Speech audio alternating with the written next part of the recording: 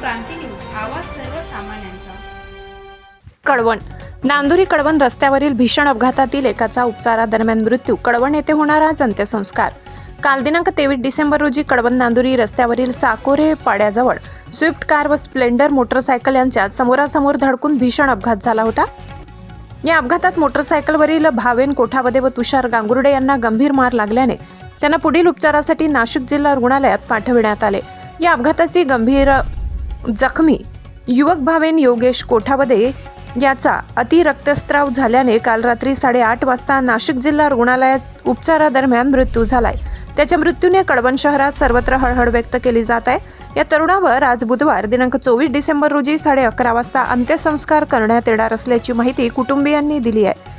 दरम्यान या भीषण अपघाताचा कळवण पोलिसात गुन्हा नोंद झाला असून पुढील तपास कळवण पोलीस करीत आहेत। महाराष्ट्र क्रांती न्यूजसाठी विभागीय संपादक किरण हिरे, नांदुरी, कळवण।